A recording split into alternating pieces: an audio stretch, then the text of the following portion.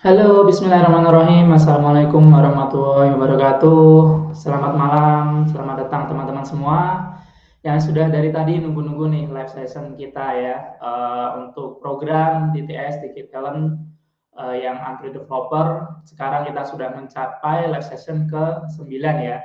Nggak kerasa mungkin awal-awal berarti apa 9 week yang lalu ya teman-teman mungkin masih belum terlalu tahu apa itu Android. Nah, sekarang teman-teman sudah mulai masuk lebih dalam nih tentang Android yang sebelumnya mungkin baru bikin-bikin layout terus nyambungin ke API. Nah, sekarang kita masuk ke hal yang lebih dalam lagi ya, yaitu tentang Android Architecture Component dan juga testing yang akan kita jelaskan pada malam hari ini. Namun sebelum itu kita sapa-sapa dulu ya teman-teman yang udah hadir nih. Ada siapa nih? Kode Zero ID, ada Gua Kafi, namanya Gua Kafi. Kemudian Arif Aryudi Sidik, halo, dan Mas Malik Indra Baskara yang masih stay tune terus nih buat belajar bersama di sini ya, bersama teman-teman semua. Ya semoga dengan ikut adanya sesi ini teman-teman jadi lebih terbantu, bisa menjawab pertanyaan teman-teman semua dan bisa membantu progresnya teman-teman semua ya. Ya, selamat datang juga Mas Iputu Gede Darmawan, jejaknya kita terima. Oke, jadi kenapa sih sebelum kita mulai seperti biasa aku jelasin dulu kenapa kita perlu mempelajari hal ini ya. Kalau sebelumnya kita sudah belajar tentang apa di minggu kemarin tentang cara ngambil data dari API ya, yang paling mandatory, yang paling penting ketika kita mengerjakan aplikasi Android. Nah, kalau sekarang mungkin sebelumnya teman-teman ketika bikin aplikasi dengan menggunakan apa namanya dengan API mungkin masih sembarangan kayak gitu ya. Ya, yang penting kita bisa dapat data dari API kemudian nampilin aja ya sebenarnya itu cukup sih buat proyekan karena ya yang menerima proyek pun biasanya nggak tahu juga dalam kodenya seperti apa ya. Nah namun ketika kita sudah nanti ingin membuat proyek yang lebih besar kemudian kita ingin memaintain proyeknya kita nggak cukup untuk hanya bikin kode yang asal jadi ya tapi juga harus kode yang mudah dibaca mudah dikelola dan orang lain pun baca lebih mudah kayak gitu ya. Nah, untuk supaya bisa seperti itu muncullah namanya arsitektur komponen ya, yaitu gimana kita merancang suatu aplikasi atau project Android dengan menggunakan pattern-pattern yang sudah biasa atau sudah terkenal lah di kalangan developer. Jadi kalau orang lain baca pun paham nih tentang kode yang teman-teman sudah buat. Itu harapannya ya.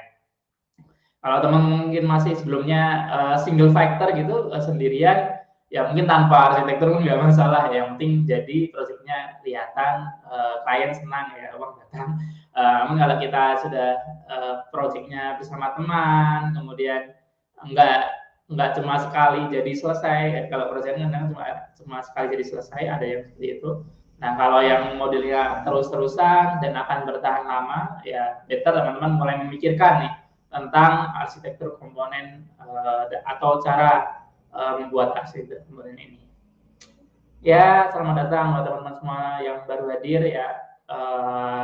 Terima kasih yang udah datang tepat waktu dari awal dan sampai sini ya.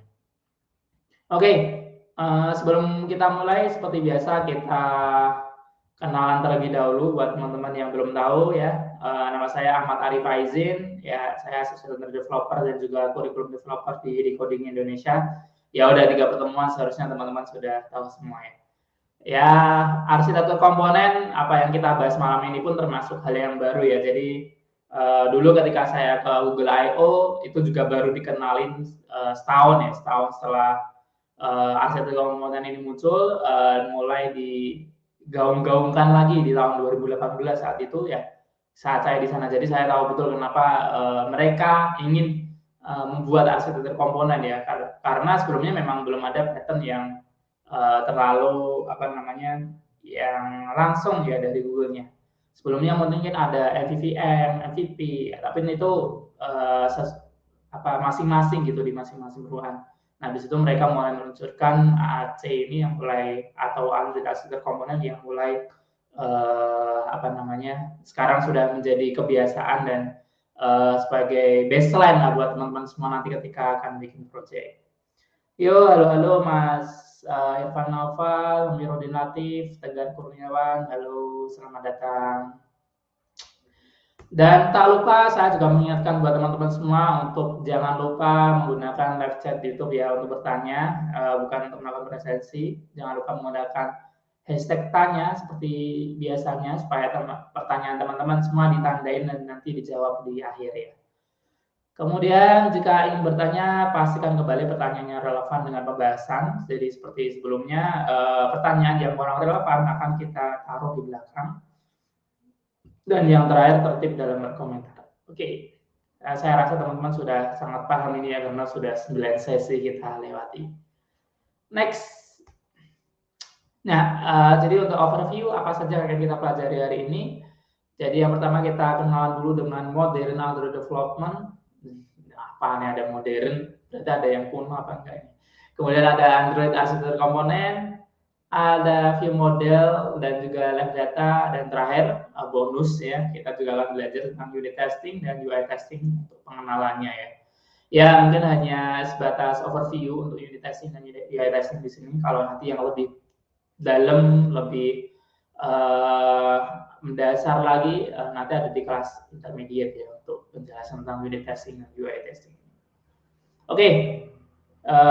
Kita gaskan dari yang pertama ya, langsung aja kita mulai dari modern Android development ya. Ya ini juga salah satu hal yang baru ya, baru beberapa tahun yang lalu, mungkin 2 tahun yang lalu mereka membuat term baru ya, membuat term baru yaitu namanya modern Android development atau biasa disingkat MED ya. Jadi ada teman-teman lihat di playlist YouTube-nya Android developers itu ada yang namanya Med Skill kayak itu. Nah, itu berarti salah satu bagian dari modern Android development ini. Nah, sebenarnya modern Android development itu apa sih? Kalau disebut modern mungkin berarti ada yang versi lamanya juga seperti itu ya. Nah, memang di sini mungkin aku nggak jelaskan terlalu dalam, tapi hanya sekilas aja. Nah, kita mulai dari 4 pilar dulu ya, dari modern Android development dan secara yang versi kunonya apa gitu ya. Kalau ada modern, ada versi lamanya juga. Jadi dalam kita membuat aplikasi Android, mereka bikin semacam framework tentang apa aja sih yang penting gitu ketika kita bikin aplikasi Android. Ketika kita bikin aplikasi Android, ya jawabannya ada 4 plus 1 ya 5 di sini yang menjadi pilarnya kita ketika membuat aplikasi Android. Yang pertama yaitu dari sisi language, pasti ya ketika kita ingin ngoding pasti kita butuh bahasa pemrograman tentunya untuk membuat suatu program. Nah, yang modern yaitu kita disarankan untuk menggunakan Kotlin ya. Kalau dulu awal-awal ya mungkin 2017 ke bawah gitu mostly orang-orang masih menggunakan Java ya buat bikin aplikasi Android.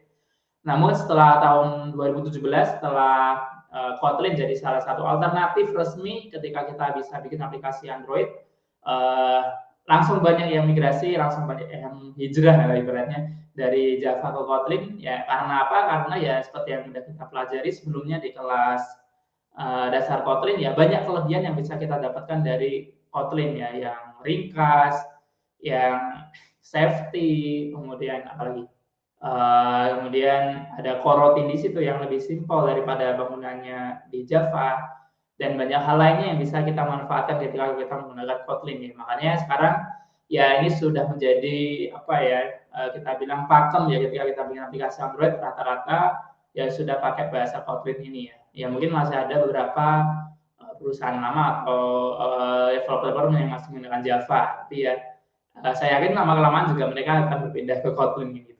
Walaupun mungkin masih ada yang aku masih ingin pakai Java gitu. Tapi ya kalau kita ngikutin modern Android development ya kita pakainya language ini, pakainya Kotlin. Kemudian dari sisi tools ya, dari sisi tools kita mengenal namanya Android Studio ya. Teman-teman pasti sudah familiar semua, dari awal kita belajarnya pakai Android Studio. Beda dengan dulu saya pernah nemuin bisa juga kita bikin aplikasi pakai Eclipse ya. Jadi sebelum ada Android Studio, mereka pakai Eclipse dengan plugin tambahan buat bisa bikin aplikasi Android. Ya itu dulu banget, sekarang sih udah jarang banget yang kita ngajarin tutorial bikin aplikasi Android menggunakan Eclipse. Buku mungkin dulu masih ada, tapi ya sekarang sudah rata-rata pakai Android Studio. Ya, kalau pakai Eclipse kan umum ya, jadi kita nggak bisa terlalu leluasa. Kalau Android Studio yang memang udah dikhususkan buat aplikasi Android, ya better kita pakai Android Studio. Kemudian aku geser dulu dari yang paling kanan, ada distribution ya. Distribution ini adalah format ekstensi yang kita buat ketika kita bikin aplikasi Android. Yang modern adalah menggunakan AAB. Kalau yang lama mungkin teman-teman sering dengar namanya APK ya. Ya APK itu format lama, jadi itu format tunggal yang bisa kita pakai. Nah kalau AAB ini jadi bisa lebih spesifik ke masing-masing device. Jadi misal untuk device yang ukuran segini, bahasanya ini ya dia akan hanya download resource-resource yang memang dibutuhkan infonya saja. Beda dengan APK, kalau APK ya semuanya. Ya, jadi di project kita itu kan ada kita nyiapin layout untuk aplikasi yang layarnya besar, kecil, atau mungkin sedang kayak gitu ya. Nah kalau di AAB kita bisa menyesuaikan dengan kebutuhan user. Ya kalau sekarang kita belum mempelajari itu lebih dalam, nanti kita akan belajar itu biasanya lebih dalam di kelas Android Expert ya. Jadi di situ kita belajar gimana tentang modularization biar lebih supaya kita bisa lebih simple ketika kita bikin aplikasi. Nah, yang akan kita fokuskan pada malam hari ini yaitu pilar ketiga, yaitu dari sisi API ya. Ya kalau kita lihat di sini ada gambarnya Android Jetpack ya. Jadi ya itu adalah pilarnya kita ketika kita bikin aplikasi Android. Jadi rata-rata library sudah menggunakan Jetpack semua ya ketika kita bikin aplikasi. Fungsinya buat apa? Supaya ya lebih, yang intinya memudahkan teman-teman lah daripada versi yang lama. Misal yang lama itu ada SQLite, ya sekarang sudah ada Room yang lebih simple kayak gitu ya. Yang dulu ada job scheduler, ada layar manager itu terpisah-pisah. Kalau di beda versi kita harus pakai yang mana. Nah kalau yang sekarang ada work manager, salah satu bagian dari Jetpack itu udah membuat kita jadi lebih simple bikin apa namanya request. Dan yang terakhir dari sisi foundation ya yaitu platform plus Google Play ya, ini buat kita distribusi one and only ya, jadi nggak ada pilihan yang lainnya. Jadi di situ udah jadi dasarnya kita.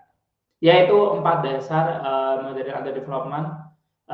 Mereka sedang menggaungkan ini sejak setahun 2 tahun yang lalu. Makanya kalau kita lihat playlist YouTube-nya Under Developers ya rata-rata jelasin tentang bagian-bagian dari Android Jetpack dan juga modern Under Development ini.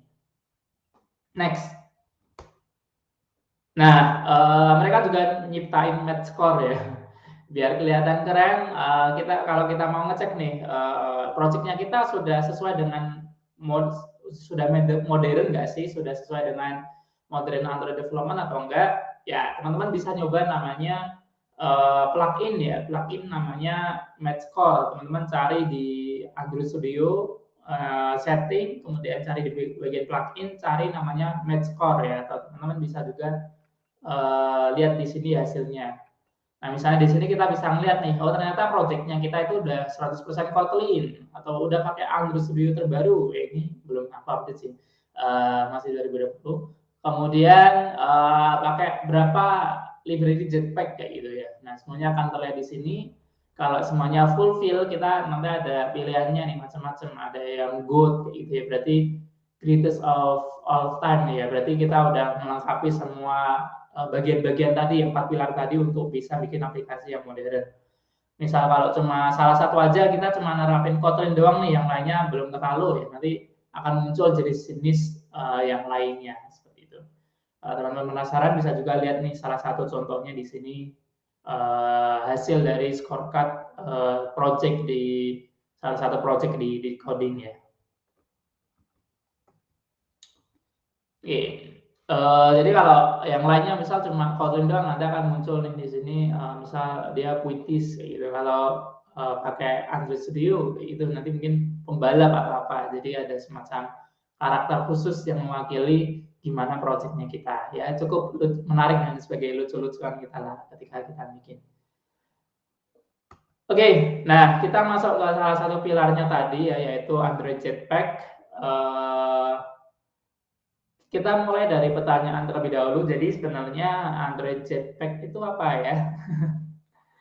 uh, Ya, jangan bayangin kalau Android Jetpack itu jetpack seperti yang kita biasa pakai cheat-cheat di GTA ya, jetpack pakai apa kanan kiri atas bawah, kemudian muncul jetpacknya, bukan itu, tapi jetpack yang dimaksud ya yang ada di Android sini ya.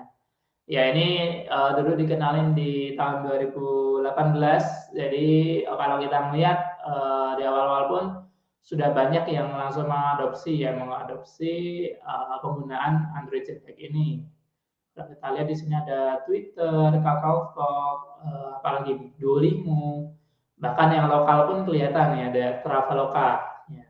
Kadang ada Gojek juga pun muncul biasanya di acara Google I/O sebagai salah satu yang sudah menerapkan teknologi terbaru di aplikasinya. Bas gak jalan. Oke. Nah, kemudian sebenarnya apa sih Android Jetpack itu?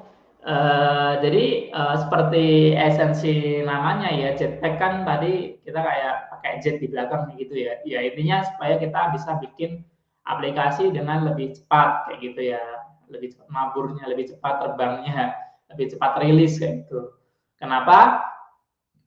Karena ketika kita pakai Android Jetpack, yang pertama kita mengikuti best practice gitu ya, karena ini yang biasa digunakan oleh developer lain.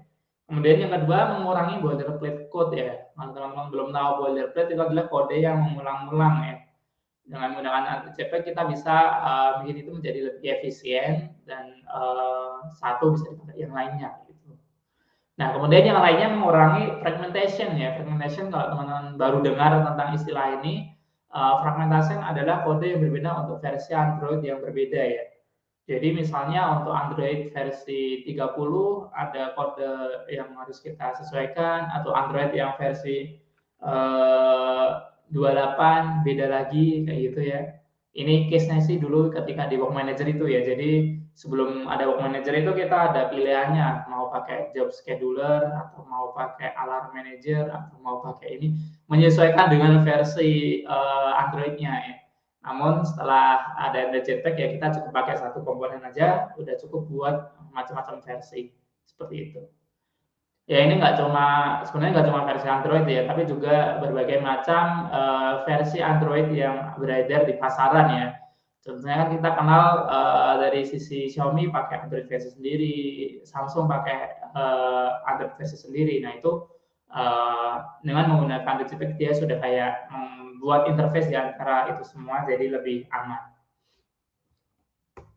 Next, nah ketika dulu dikenalin di tahun 2018 ya, Jetpack ya dibagi jadi 4 bagian seperti ini ya. Ada UI, ada behavior, foundation, dan juga arsitektur. Macam-macam kodenya ada, macam-macam komponennya teman-teman bisa lihat di sini.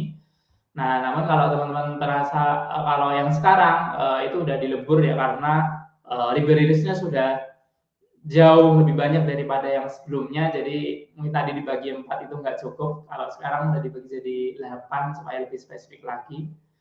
Dari sisi jumlah library pun sudah jauh lebih banyak ya, sekarang udah 85 lebih, kalau kita melihat di sini mungkin hanya 20 atau belasan kayak gitu ya. Nah sekarang di sini sudah jauh lebih banyak, dan teman-teman bisa lihat macam-macam library tersebut di websitenya Android Jetpack ya.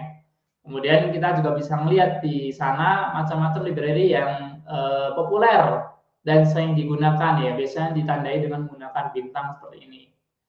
Ya, contohnya seperti Jetpack Compose ya yang lagi marak sekarang ini, gimana kita bisa bikin aplikasi tanpa menggunakan XML tapi menggunakan kode Kotlin. Ada juga Hilt, ya ini masih nanti kita pelajari di Android Expert buat dependency injection, fragment, dan lain sebagainya yang biasa kita gunakan.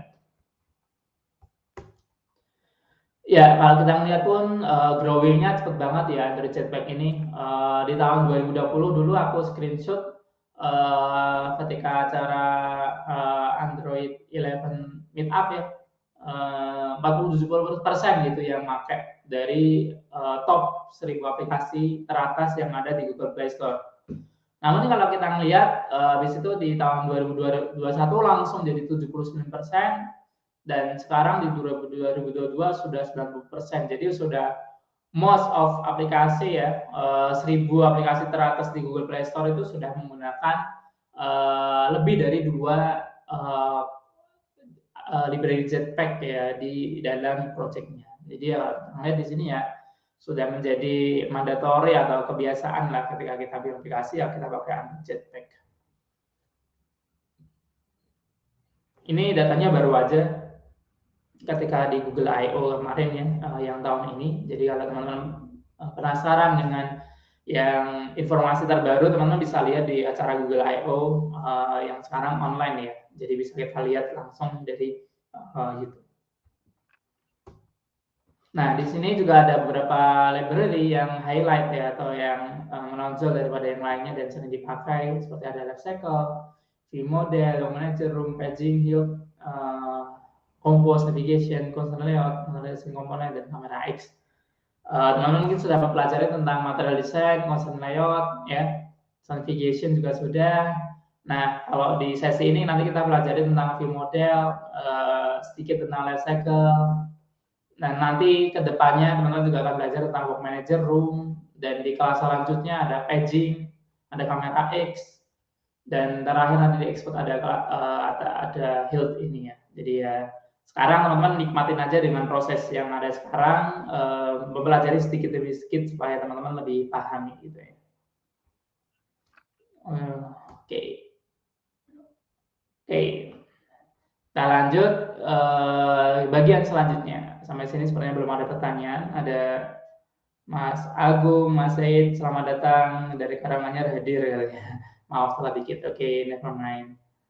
Next, nah tadi kita sudah tahu tentang apa Android Jetpack. Nah, sekarang kita masuk lebih dalam lagi ya, yaitu tentang Android Arsitektur Komponen atau biasa kita singkat AAC biar lebih simple gitu ya.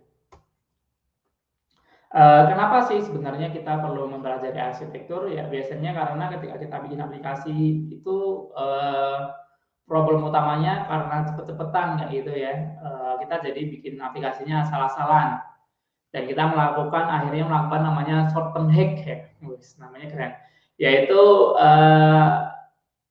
tips-tips atau trik-trik ringkas, namun itu hanya sebenarnya buat jangka pendek doang. Secara jangka panjang itu akan membuat kita kesusahan ya, karena akan jadi kodenya jadi lebih susah di maintain, lebih susah dibaca gitu. Ya, contohnya apa aja sih? Contohnya yaitu kayak kita mendesain aplikasi hanya untuk perangkat tertentu saja ya, jadi hanya untuk aplikasi yang ukurannya segini doang, untuk yang misal pixel 2a doang.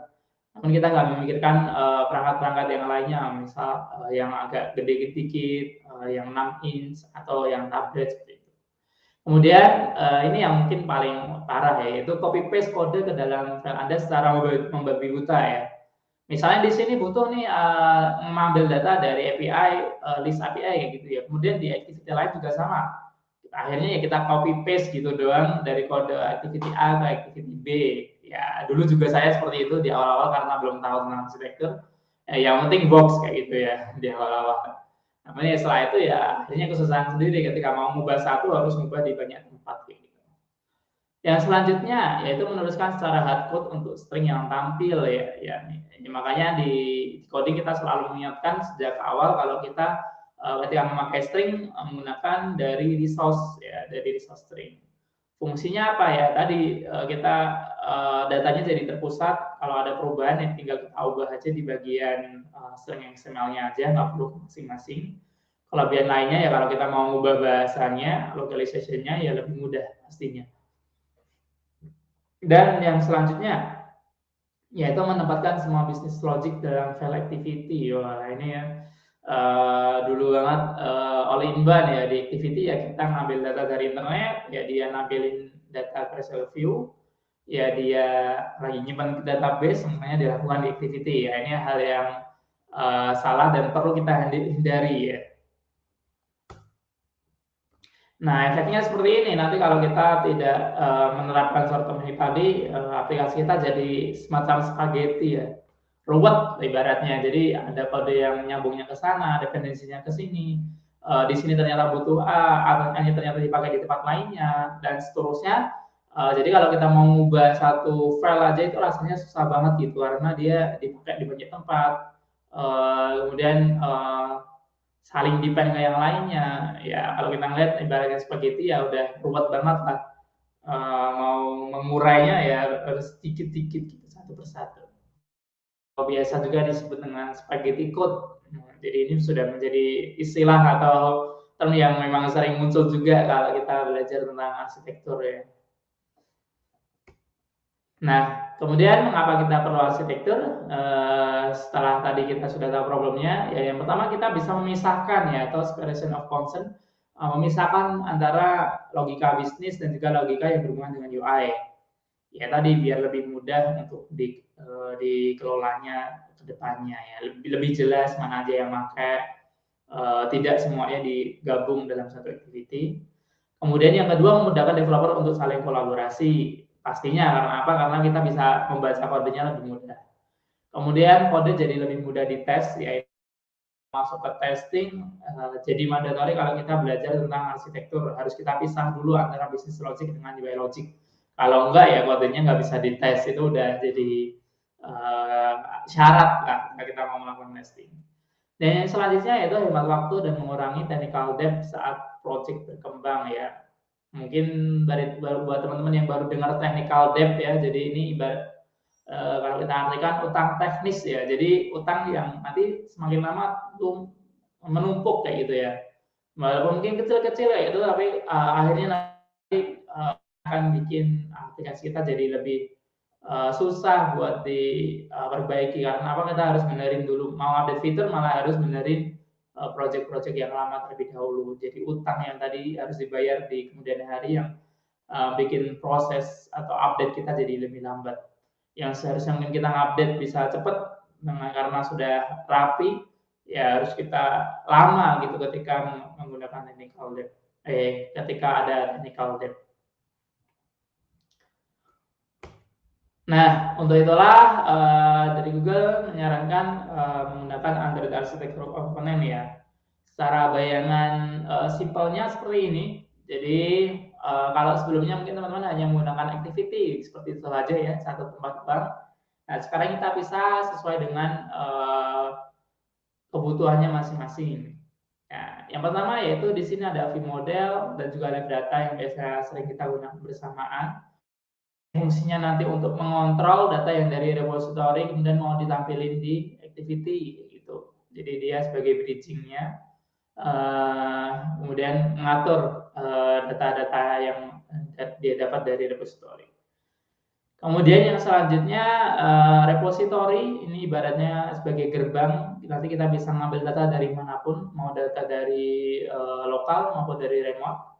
Kalau remote biasanya kita menggunakan retrofit seperti yang sudah kita pelajari sebelumnya, dan kemudian untuk database yaitu kita akan menggunakan room yang akan kita pelajari di sesi selanjutnya.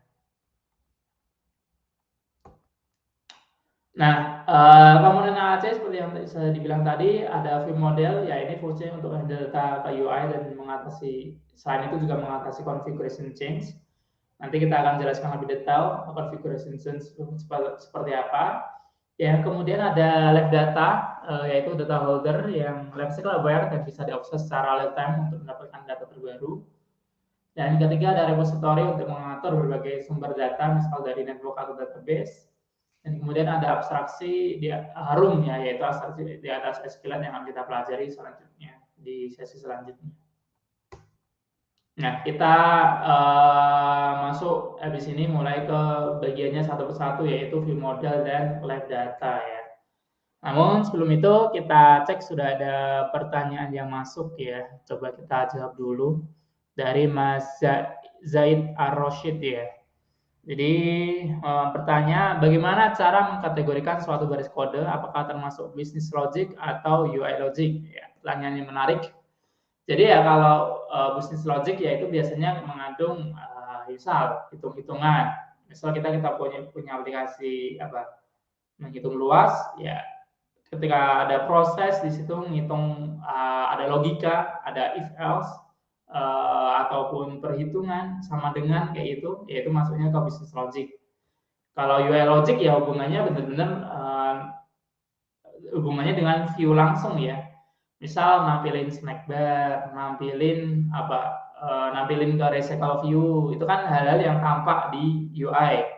Nah, itu pasti masuknya ke logic seperti itu, Mas. Semoga menjawab ya. Oke, kita lanjut ke bagian yang selanjutnya yaitu view model. Kalau belum jelas silahkan tanya lagi di chat ya, Mas. Selanjutnya yaitu tentang view model. Kita mulai dari pengertiannya terlebih dahulu. Ya, yang pertama dia adalah komponen yang life cycle aware ya. Yang dimaksud life cycle aware itu apa sih? Mungkin teman-teman sering dengar ya. Yang dimaksud ya dia aware atau perhatian gitu dengan life cycle yang ada di dalam aplikasi. Jadi misal ketika aplikasinya ke pause, maka ya view model juga akan ke pause. Kemudian ketika resam, ya view modelnya akan resam. Ketika destroy atau mati, ya otomatis view modelnya juga akan dibersihin kayak gitu. Itu yang dimaksud dengan life cycle aware ya. Dan fungsinya adalah untuk memberikan dan mengelola data ke UI ya. Jadi kita data yang udah kita dapat dari repository kita ambil, kemudian kalau misal mau dikelola dulu, misal mau difilter atau mau di sort, ya itu semuanya dilakukan di view model. Dan selanjutnya bertindak sebagai pusat komunikasi antara repository dan UI ya, jadi yang ada di tengah-tengahnya. Dan fungsi lainnya yaitu mempertahankan data dari configuration change seperti rotasi. Nanti kita lihat contohnya seperti apa. Dan dapat digunakan untuk berbagi informasi ya, antar fragmen. Nah, kalau kita pakai fragmen, kita bisa juga pakai satu view model. Kemudian banyak fragmen tersebut mengakses view model yang sama. Jadi datanya tetap termaintain gitu ketika kita menggunakan view model. Untuk library-nya seperti sendiri ya kita bisa melihat di sini ada DirectX, Recycle, Strip View Model. Nah, supaya lebih gampang ya tadi kan ada contoh gimana sih contoh UI bisnis, logika bisnis yang masuk ke dalam activity ya. Contohnya ada di sini nih. Ini adalah contoh kode yang buruk atau bad code ya. Jadi kalau kita melihat di sini ada logika bisnis di dalam UI, di dalam activity atau di dalam UI ya. Jadi kalau kita melihat di sini ini masih UI, ini UI, ini UI, kemudian di sini ada volume sama dengan length kali width kali height. Nah ini kan udah perhitungan ya, sesuatu yang seharusnya activity nggak perlu tahu gitu. Yang penting hasilnya aja yang activity perlu tahu. Nah di sini ya bisnis logic-nya kecampur gitu dengan apa namanya dengan UI yang ada di sini. Ya kalau kita ngeliat di sini mungkin masih simpel dan belum terlalu kelihatan efeknya ya karena bisnis logic-nya cuma perhitungan kali kayak gini. Tapi kalau nanti misal udah mulai ngambil data kayak gitu ya, ngambil data kan mungkin bisa macam-macam, bisa dari internet, bisa dari lokal. Nah itu kan bisa kita aturnya seharusnya tidak di dalam UI ya, tapi di tempat terpisah ya, atau repository. Nah, kalau di sini mah ini sebagai contoh simpel aja, contoh gimana UI logic dan juga business logic jadi satu di dalam activity. Efeknya sih biasanya kalau kita satuin gini semua, nanti makin lama makin banyak ya barisnya, jadi 200, 300 sampai ribuan gitu. Pernah aku ngeliat kode yang sampai ribuan ya. Kalau sudah gitu kan kita juga mau baca kodenya udah bingung ini sebelah mana, mau baca kodenya pun jadi terlalu apa namanya rumit ya, terlalu banyak baris kode yang kita lihat. Next, suara bergema ya. Oh ya, mungkin karena ruangan atau gimana? Coba yang lainnya. Seharusnya sih jelas-jelas aja ya. Coba aku cek settingan mikrofonnya sih sudah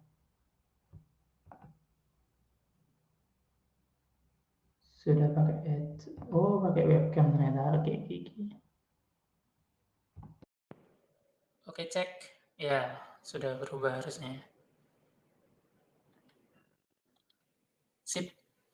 Mohon maaf kalau sebelumnya bergema ya.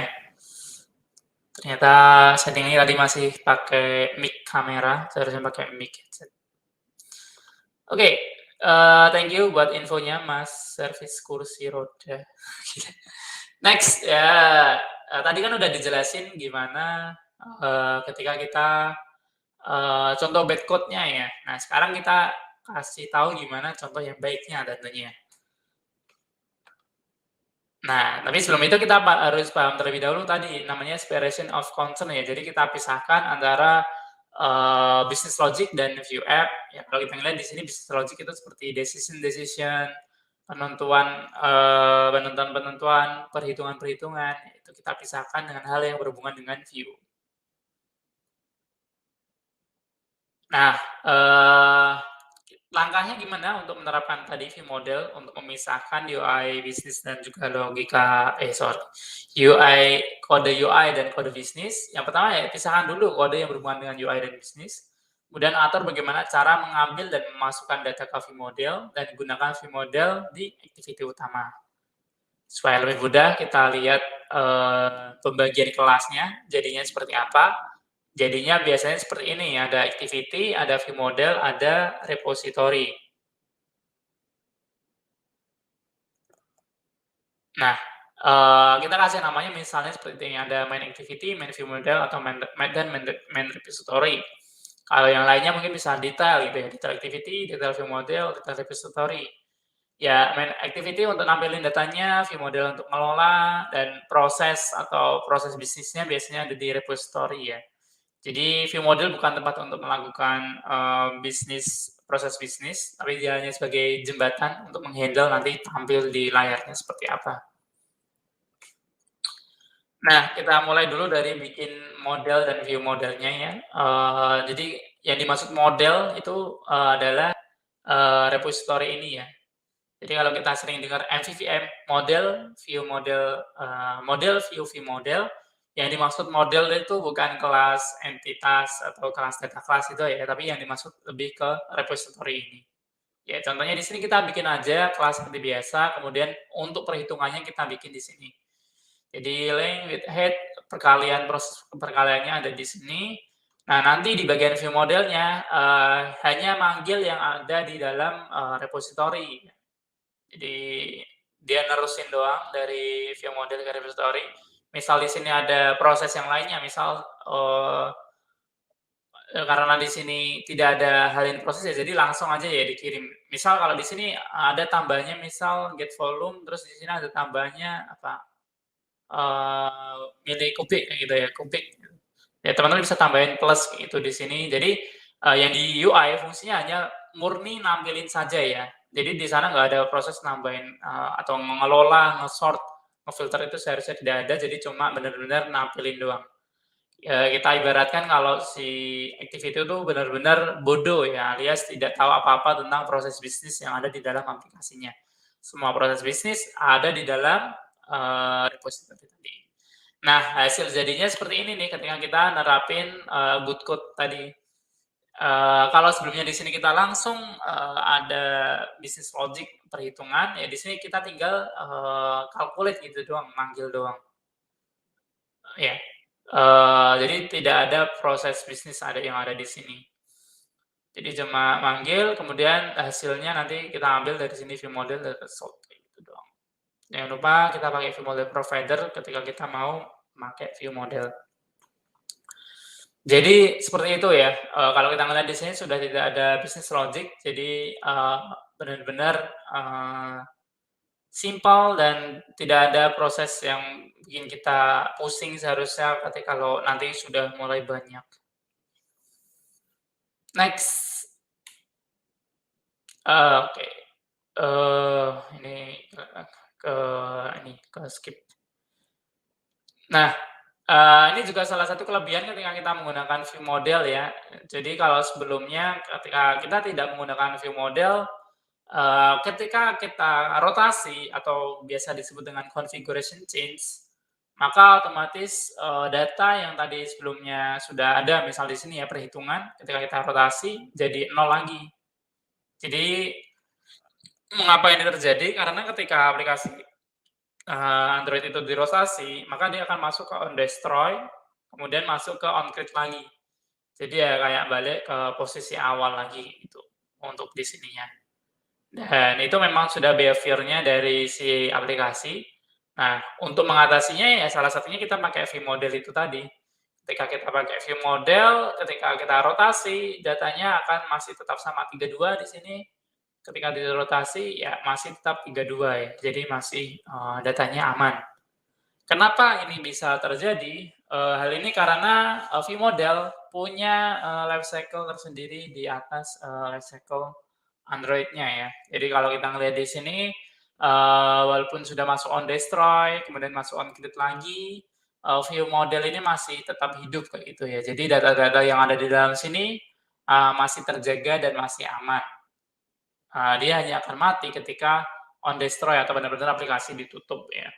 Kalau cuma rotasi doang, data di view model ini masih tetap sama. Karena itulah, ya ini sudah jadi best practice ketika kita bikin aplikasi yang tetap terjaga ketika ada rotasi. Ya kalau kadang, pengen aman ya karena kadang rotasi ini bikin ribet, ada juga yang mengatasinya dengan, memaksa, aplikasinya hanya bisa dari satu, apa namanya, satu layout aja ya, hanya misal Eee, potret saja, kayak gitu. Nggak mau landscape, ya itu bisa juga diatur. Dan kalau pengen memudahkan user ya dia pengen dia bisa semuanya ya gunakan live view model ini. Next, nah, ini juga hal yang menjadi mandatory ketika kita mau bikin view model ya. Jadi kita nggak bisa menginisialisasi langsung si main view model ya. Jadi misal file view model sama dengan main view model kayak gitu. Itu tidak bisa. Kenapa? Karena kita ingin, membuat datanya terjaga, yaitu kita butuh yang namanya view model provider ya. Nah, di sini, pertama kali metode view model provider dipanggil oleh Fatih, ia akan membuat instansi view model baru ya. Kemudian ketika model ini dipanggil, ketika on create dipanggil lagi, ketika aplikasi dirotasi, ia akan mengembalikan view model yang sudah ada sebelumnya. Karena itulah view model bisa menjaga data. Jadi ya, mengapa si view model itu bisa jaga, karena ada si view model provider ini.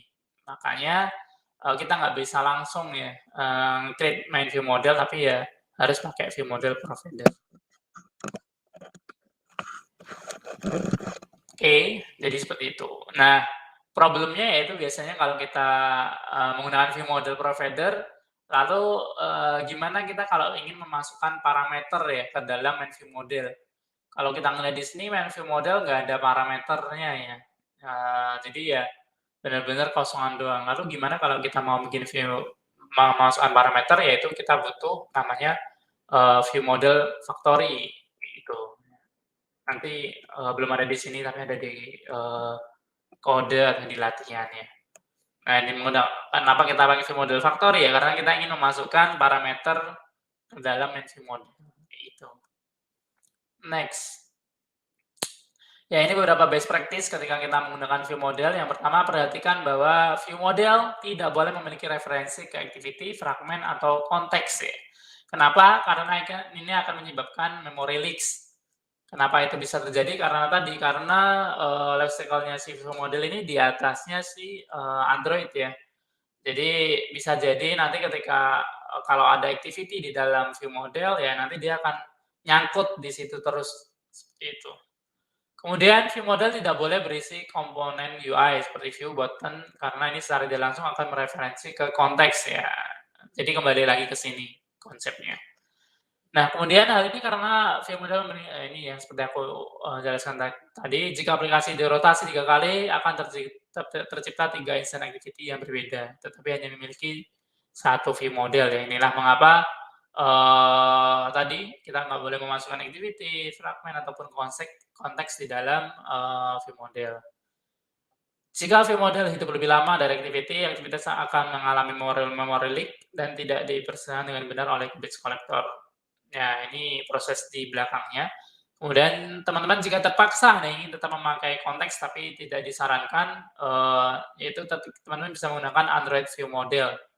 dengan parameter application context. Ya ini rescue aja kalau benar-benar nggak ada pilihan lain. Tapi kalau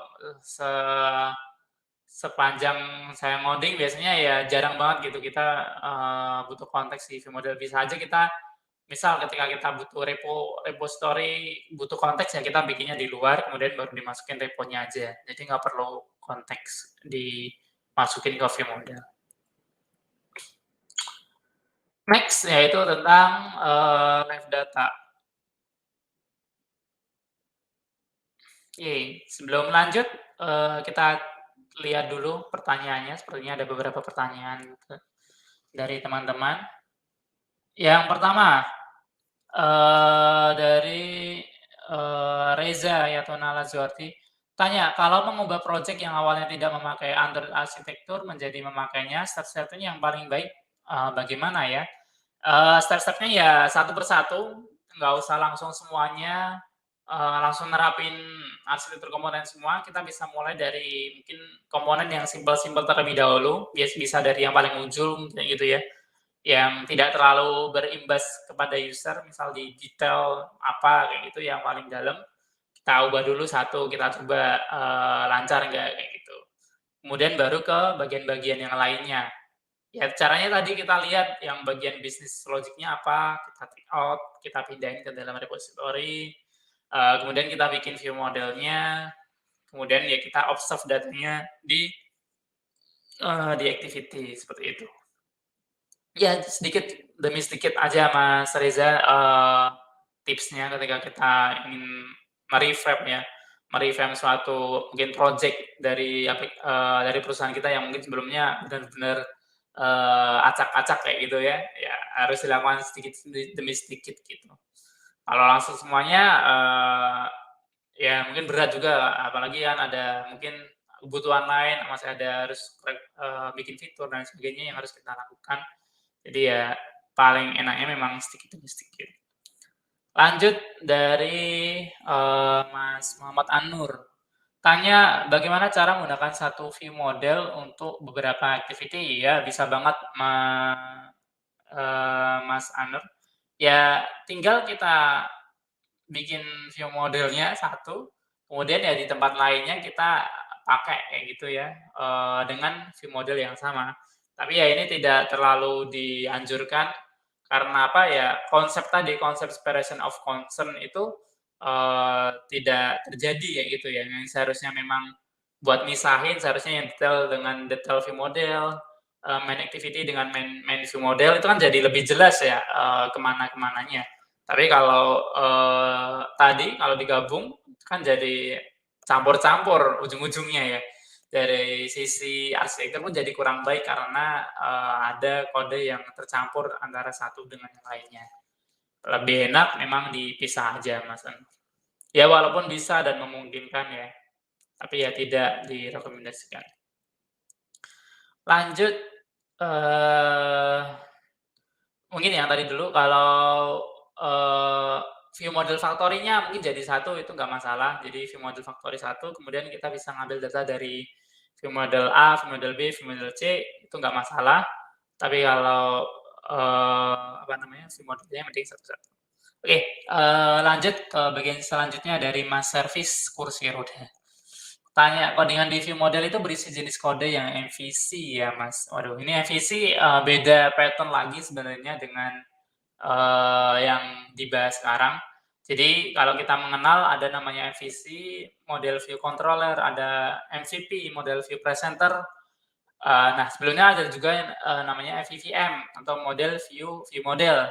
Nah kalau di sini view model itu lebih dekat dengan arsitektur komponen itu lebih dekat dengan MVVM ya. Jadi base-nya FVVM itu cuma komponen-komponennya kita pakai yang dari Android Jetpack seperti itu sih. Jadi ya bukan MVC tapi lebih ke kalau pattern yang mungkin sudah terkenal sebelumnya yaitu MVVM Mas Service. Nah, enak banget Mas Service. Oke, next. Dari Herdiansyah Oktaviandi, tanya perbedaan view model dengan live data mana yang lebih efektif? Oke, ini sepertinya dijawab yang setelah ini ya sekalian supaya teman-teman tahu terlebih dahulu tentang live data. Oke. Yang lainnya, bentar kita cek dulu. Jawab nanti aja lah sekalian ya, biar nggak naik atas bawah. Aku jawabnya nanti setelah live data sekalian, buat menjawab pertanyaan dari Mas Ardiansyah. Oke, kita lanjutkan terlebih dahulu, untuk materinya, yaitu kita lanjut ke bagian live data. Ya, kalau dari artinya sendiri kita bisa ngeliat ya, live itu data, berarti datanya live, datanya real time atau langsung, real time gitu. Ketika datanya berubah, langsung di UI-nya juga berubah. Yaitu adalah fungsi utama dari live data. Dan dia juga lifecycle aware, artinya, dia cuma mengobserv data atau mengecek nih datanya berubah atau enggak hanya ketika lifecycle-nya aktif. Jadi kalau pause atau, itu si live datanya otomatis tidak mengecek datanya. Jadi aman dari memory leaks lagi. Nah, nanti mungkin berkaitan dengan pertanyaan tentang memory leaks ini. Nah, manfaatnya sendiri, yaitu memastikan UI Anda cocok dengan status data Anda karena tadi dia real time, kemudian menghindari memory leaks, karena tadi, dia lifecycle aware, kemudian tidak ada crash karena activity berhenti, kemudian tidak ada lagi penanganan lifecycle secara manual, jadi karena sudah lifecycle aware komponennya, data selalu up to date dan perubahan konfigurasi yang tepat.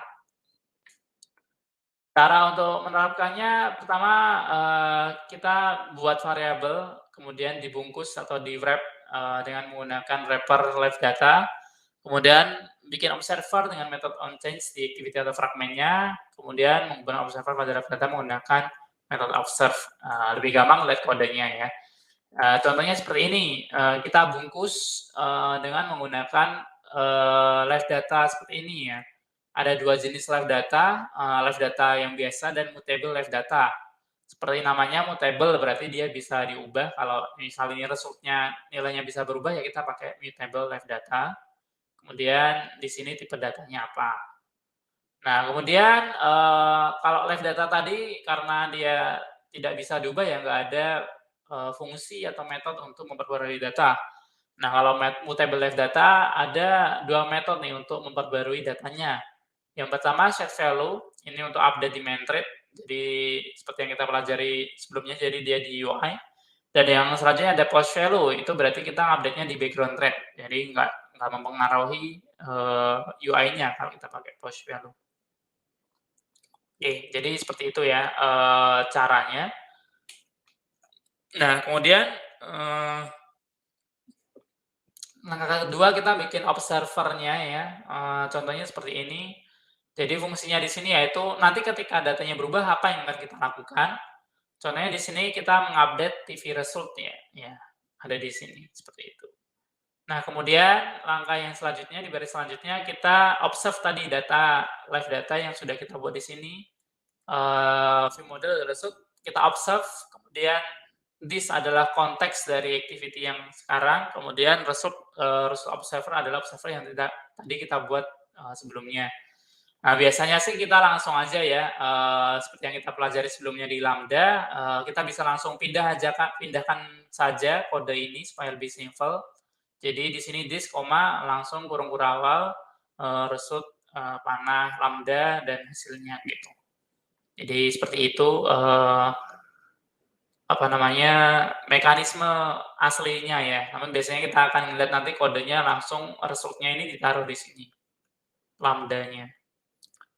Nah, ada perbedaan antara deactivity dengan fragment. Nah, kalau deactivity kita pakai this, sebagai konteksnya. Nah, kalau di fragment karena kita ingin mengambil data yang mengambil konteks dari activity-nya, kita pakai, view lifecycle owner kayak gitu ya. Jadi ini perbedaan kalau kita pakai deactivity dan fragment ya. Dipastikan saja sesuai supaya tidak terjadi memory leaks.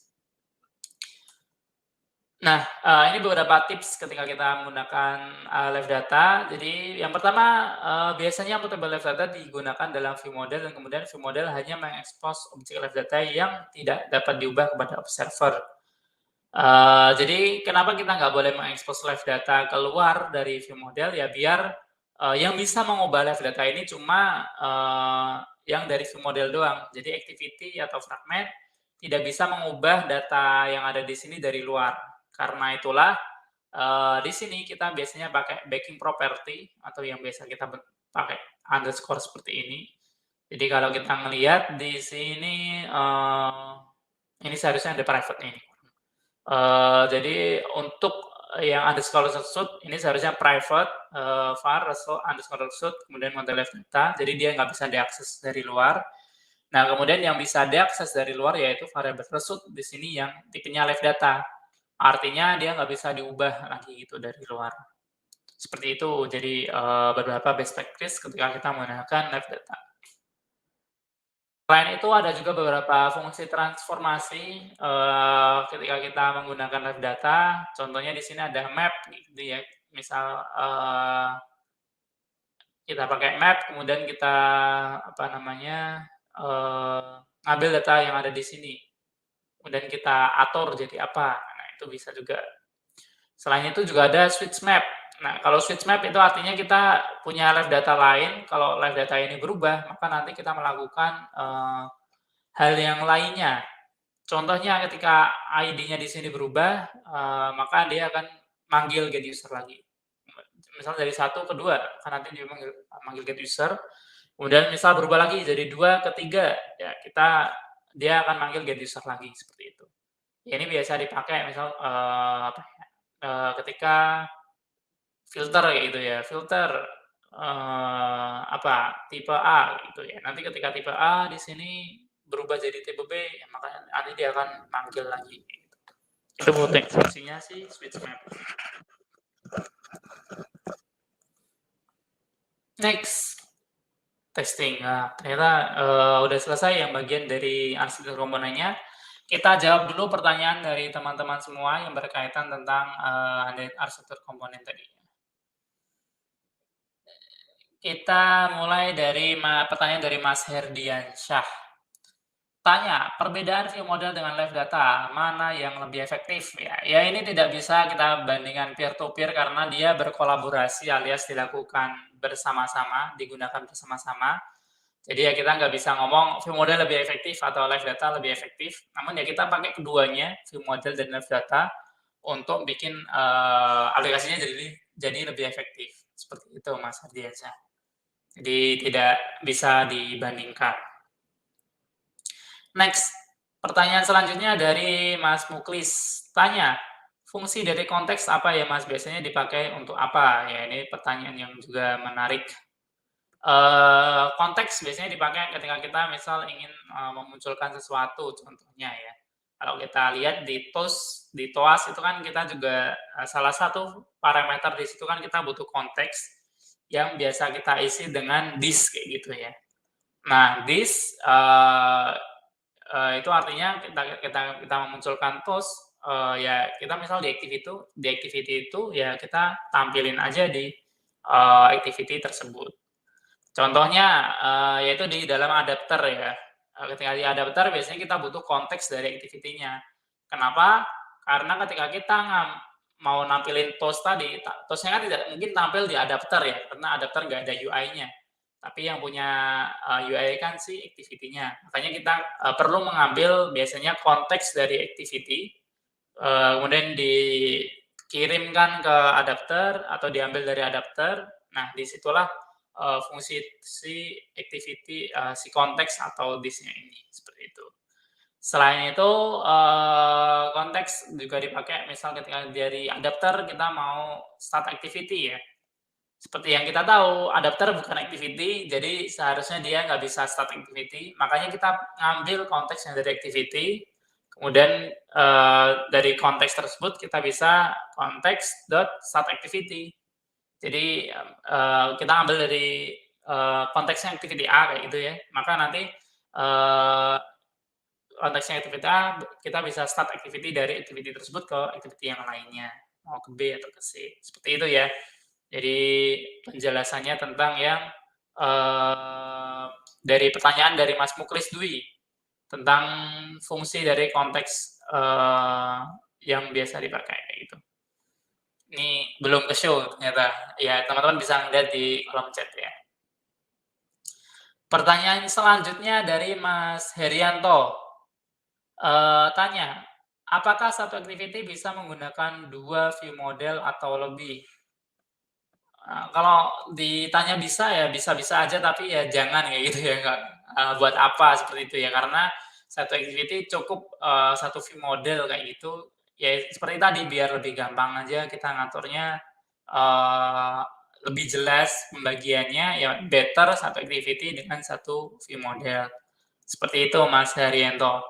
Ya bisa-bisa aja tapi ya, kalau bisa satu kenapa harus bikin 2? Pertanyaan selanjutnya dari Iputu Gede Darmawan.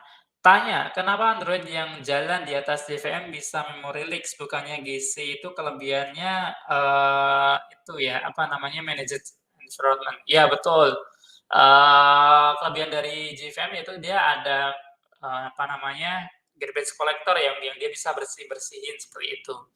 Nah, problemnya yaitu ketika ada, tadi, misalnya ada suatu apa namanya, instance yang masih terikat dengan hal yang lainnya, misal tadi, view model, kita pakai konteks kemudian itu dimasukkan ke dalam view model, maka karena dia masih bacanya si konteks ini masih dipakai di view model, si GC nggak akan bersih-bersihin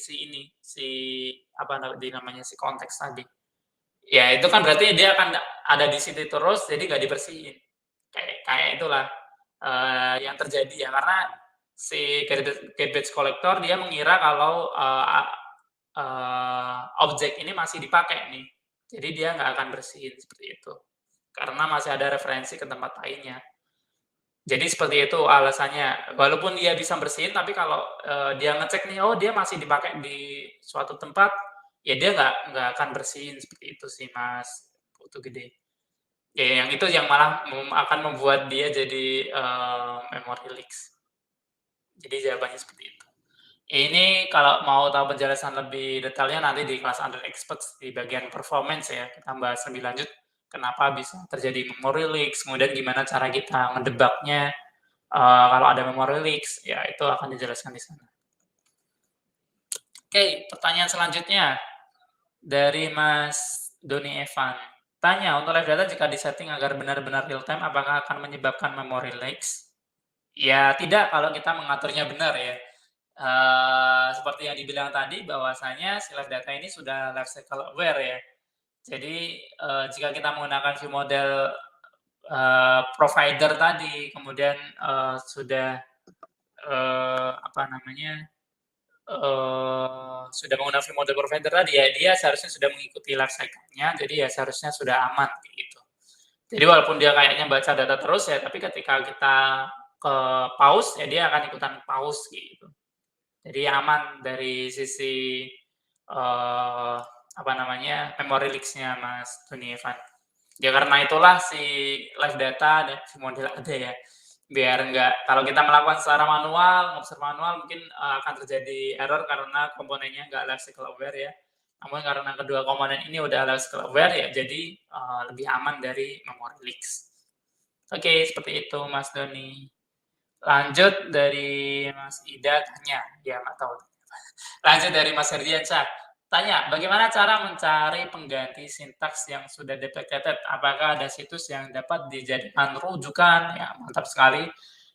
Teman-teman kalau menemukan sintaks yang deprecated, tinggal di search aja di Google nama komponennya deprecated, biasanya muncul apa namanya, entah itu Stack Overflow atau blog yang dia nunjukin gimana cara mengatasinya.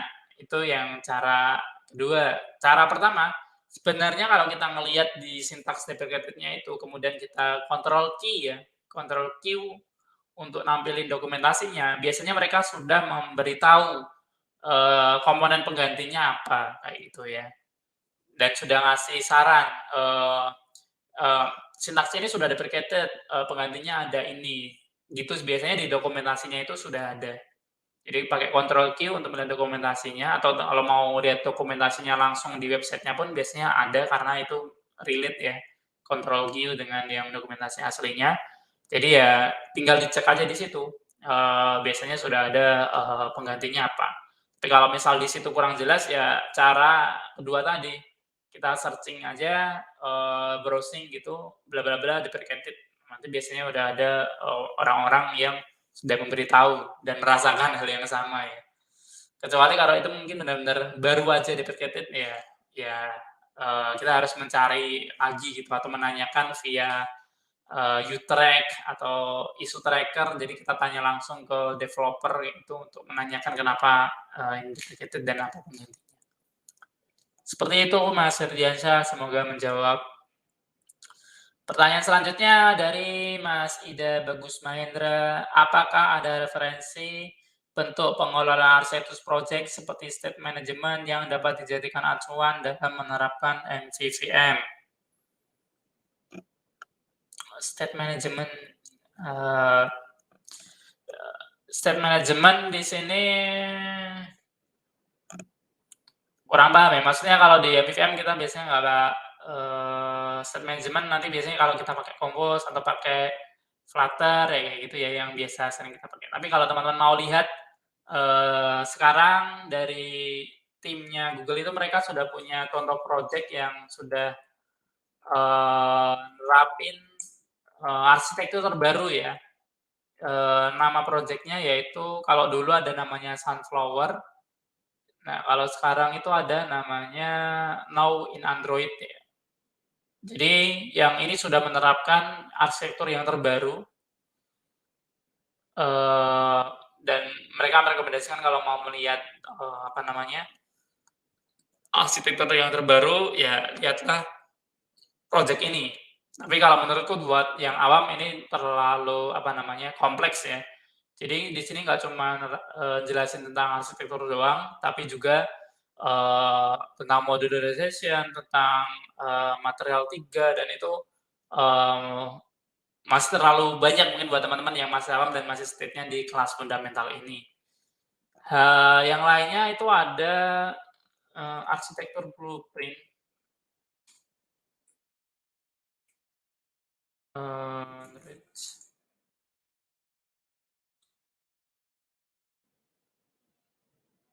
ini ya, arsitektur sampel yang bisa dilihat di sini, untuk, pemakaiannya. Ini cuma to do, ini lebih simpel seharusnya daripada yang, sebelumnya ya, dari project yang sebelumnya. Kalau ingin melihat contoh, yang terbaru. Yang lainnya sih ya ada, sunflower itu tadi, biasanya yang biasa dipakai oleh mereka.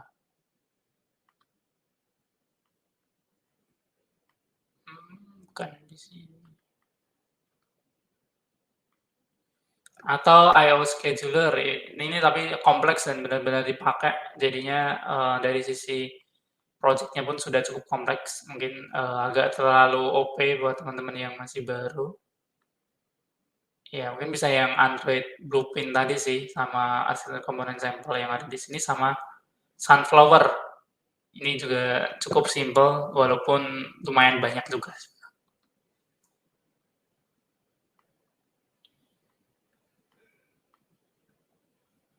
Oke, seperti itu, jadi,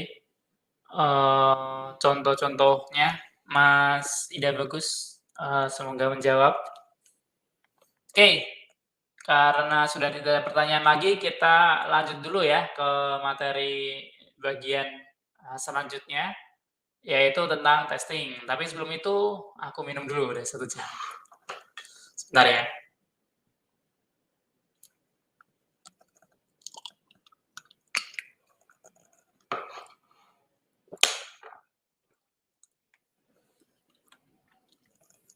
Oke, kita lanjut ke bagian yang selanjutnya, yaitu tentang testing ya.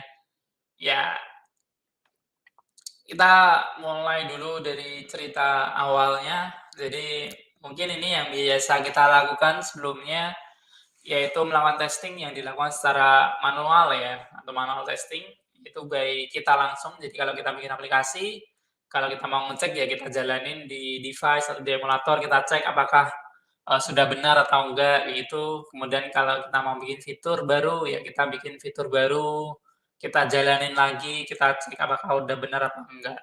Nah, problemnya yaitu kalau kita melakukan seperti ini, yang pertama pasti membutuhkan waktu yang lama. Apalagi kalau misal fiturnya ada banyak, nggak mungkin kita bisa ngecek satu per satu gitu ya, dari fitur A sampai Z. Ya, itu kan bisa, pasti bakal lama.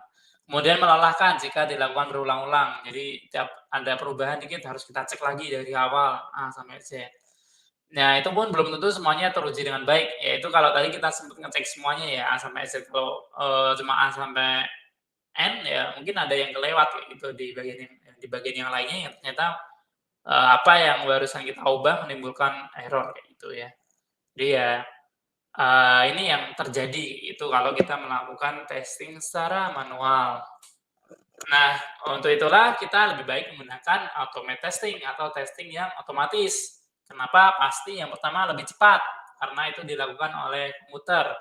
Yang kedua tidak terlalu melelahkan, karena kita tidak melakukan sendiri dan dapat menemukan masalah secepat mungkin. Ya, ini yang paling penting sih sebenarnya. Jadi kalau kita, misal ngubah-ngubah fitur kemudian, ternyata ada problem yang bisa langsung ditemuin, langsung dibenerin bug-nya.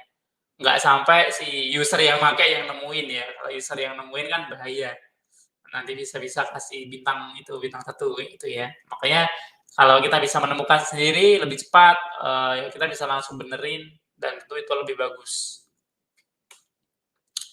Ya manfaatnya sendiri, yang pertama, error bisa langsung terdeteksi, memastikan semua fitur aman saat ada perubahan dan user puas ya, tidak ada crash. Karena tadi, sudah kita, temukan terlebih dahulu masalahnya, udah kita benerin dan, ketika kita rilis, kondisinya aman gitu. Jenis testing sendiri ada beberapa macam, ada unit test, ada integration test, ada UI test. Yang paling bawah ini kalau kita ngelihat, jumlah tesnya paling banyak ya, yaitu unit test. Jadi ya karena apa, karena dia kecil-kecil biasanya ada banyak, kita ngecek per fungsinya apakah ini jalan apa enggak. Kalau UI test ya kita ngecek flow secara umum dari aplikasinya, misal dari, awal sampai akhir, mulai dari login, kemudian milih barang misal, kemudian masukin ke keranjang, check out, bayar, kayak gitu ya. Kita bisa pakai UI test, makanya di sini jumlahnya dikit. Tapi di sini kalau kita ngelihat ada, plus minusnya ya. Kalau UI test dia fidelity-nya bagus, alias ya memang seperti aslinya. Kalau unit test kan ya karena kita cuma ngecek satu bagian doang, secara fidelity atau kejelasannya kurang ini ya, kurang mewakili. Kemudian execution time ya karena UI test tadi prosesnya panjang ya dia pasti jadi lebih lambat atau lama. Kemudian maintenance ya, maintenance-nya pun jadi, lebih lama untuk yang UI test karena tadi, dari awal sampai akhir, kalau unit test kan cuma satu fungsi aja. Debugging pun jadi lebih mudah karena per fungsi gitu ya. Ya kita coba mulai dari yang pertama dulu yaitu unit test. Cara bikinnya gampang banget kalau teman-teman sudah masuk ke activity itu tinggal teman-teman kontrol enter ya, itu sudah ada pilihannya, di nama activity-nya, kontrol enter, nanti ada pilihannya create test kayak gitu ya. Nah teman-teman tinggal nanti akan muncul pop-up-nya seperti ini, pilih testing library-nya apa, kalau bukan unit 4 ganti aja dulu ke unit 4, mungkin unit 5 atau unit 3. Sekarang sih yang biasa sering dipakai masih unit 4 ya, jadi pakai unit 4, ininya sudah otomatis, kita juga bisa mencentang sesuai dengan fungsi-fungsi yang ada di dalam activity tersebut. Nah, karena unit testing, maka dia masuknya ke tes ya, ke folder tes. Kita pilih tes, kemudian oke. Apa sih bedanya antara tes dengan Android test? Jadi kalau tes dia jalaninya di JVM, jadi nggak perlu emulator, nggak perlu Android, jadi lebih cepat ya, kita hanya butuh terminal, jalan, selesai. Nah, kalau Android test berarti dia butuh framework-nya si Android, butuh emulator atau butuh device untuk menjalani ini. Ya ini nanti buat si UI testing-nya. Nah, contohnya, untuk unit testing seperti ini. Contoh tadi ya di aplikasi kalkulator tadi, kita tinggal melakukan perhitungan, kemudian ngambil data di volume-nya, kemudian kita cek apakah hasil perhitungannya itu sama dengan yang kita ekspektasikan, kayak gitu ya. Kita sudah tahu bahwa perhitungan 1, 2, dan 3 ini seharusnya kalau dikalikan hasilnya 6 ya. Makanya di sini kita kasih 6. Apakah harusnya 6 atau enggak, kayak gitu. Nah, kalau kita ngelihat di sini memang dasarnya syaratnya harus kita pisahkan dulu ya antara kode untuk bisnis dengan kode untuk AI-nya. Kalau kode bisnisnya di sini ya nggak bisa kita tes ya karena hasilnya kelihatan langsung ada di sini. Nah, kalau kita ngelihat, maka di sini nanti kalau 6 dan 6 kita aset ya, kita cek apakah sama apa enggak, kalau sama maka testing-nya berhasil, kayak gitu. Ya ini karena get volume seharusnya secara fungsinya masih selalu sama ya, perkalian ya. Nah ini mungkin ada hal lainnya, misal apa, konversi rupiah atau apa gitu ya, di mana di sini mungkin bisa tampilannya nanti bisa berubah kayak gitu, harus ada RP-nya atau enggak gitu tampilannya. Nah, nanti teman-teman bisa ngecek di sini gitu. Apakah memang sesuai dengan yang kita harapkan atau tidak. Nah, ini kalau menggunakan unit. Nah, kita juga bisa pakai mock itu untuk nge-mocking ya. Nge-mocking itu artinya kita bikin simulasi aja, jadi nggak benar-benar manggil view model yang ada di sini. Jadi di sini masalahnya ketika main view model.getVolume kita panggil, maka nanti dia akan mengembalikan dan return 6 kayak gitu. Nah, kayak gitu kemudian kita cek hasilnya ternyata sama kayak gitu. Ini kapan dipakai? Dipakai kalau kita memang mau ngecek logika yang ada di sini doang di view model test. Jadi kita nggak perlu kalau mau ngecek yang di repository tadi ya kita bikinnya di repository test sendiri. Di view model test-nya ini sendiri. Ya ini fungsinya biar apa? Biar lebih inspiration aja. Kita cuma pengen ngecek logika di view model test-nya, ya kita nggak perlu terlalu mikirin logika yang ada di dalam apa namanya repositorinya ya. Repositorinya seperti apa tidak terlalu penting. Yang penting nanti dia mengembalikan nilainya ini seperti itu. Terakhir kita juga bisa Helmcast untuk supaya kita bisa baca kode testing lebih terlihat ya. Kalau bedanya sih cuma ini doang, ada is-nya. Jadi asset equal 6 adalah nilai volume gitu. Ya ada beberapa yang lainnya tapi ini hanya salah satu contoh supaya kita bisa bacanya lebih manusiawi gitu ya. Ya sebenarnya ada juga library lainnya yang dimana kita bisa pakai supaya lebih mudah baca kode testing ya. Namun di sini kita mempelajari fundamentalnya aja ya kita pakai tadi, cukup pakai unit, Mockito ataupun Helmcast. Nah nanti hasil unit testing-nya seperti ini, kalau sudah pas ya nanti akan muncul di sini. Misal ada banyak ya nanti ada 1, 2, 3, 4, 5, 6 kayak itu semuanya pas ya, itu cukup dilakukan dalam satu eksekusi aja ya dan semua akan dicek dan dites apakah sesuai dengan ekspektasi kita atau enggak. Nah, kalau yang di bawah ini contoh yang kalau gagal ya, kita mau ngecek hasilnya 6 tapi kok ternyata hasilnya 12 gitu ya. Nanti akan kelihatan di sini aktualnya apa, expected-nya apa. Nanti kita bisa ngecek juga bagian mana yang bikin apa namanya yang asetnya salah kayak gitu. Jadi bisa kelihatan lebih jelas. Selanjutnya UI testing ya. UI testing sama dengan tadi caranya klik Alt Enter, kemudian create test. Bedanya kalau tadi di test, sekarang di Android test. Nah, dasar UI testing cukup simpel sebenarnya. Jadi hanya ada 3 tahap. Yang pertama kita cari dulu view-nya apa, kemudian aksi apa yang kita lakukan dan kita cek kayak gitu ya. Untuk nyari kita bisa pakai on view, untuk menekan atau melakukan suatu hal kita bisa pakai perform, klik, atau perform yang lainnya, misal scroll. Kemudian memastikan hasil kita menggunakan verify. Contohnya seperti ini. Jadi yang pertama kita butuh memunculkan terlebih dahulu ya activity-nya. Kita pakai namanya activity skenario biasanya untuk memunculkan suatu activity, misal memunculkan main activity, ya kita pakai activity skenario launch main activity. Teman-teman juga bisa misal pengen langsung ke suatu activity lain, detail activity itu ya, activity skenario launch detail activity, itu pun bisa. Jadi kita lebih fleksibel, jadi mana yang akan kita tes bisa langsung kayak gitu ya, nggak harus dari awal sampai akhir. Nah, kemudian untuk ngecek tadi, misal on view with ID, misal di sini ada ID text, perform-nya di sini contohnya menuliskan teks pun bisa, kemudian close off keyboard untuk nutup lagi ya, karena kalau nggak ditutup, karena tadi mungkin ketutupan keyboard, jadi nggak kelihatan, maka nanti yang selanjutnya error. Makanya di sini kita perlu close off keyboard dulu. Ya, kita masukkan ke masing-masing, edit text-nya 1, 2, 3, kemudian di sini kita cek apakah button calculate-nya muncul atau enggak, kita bisa pakai is displayed, kemudian untuk kliknya bisa pakai perform click ya.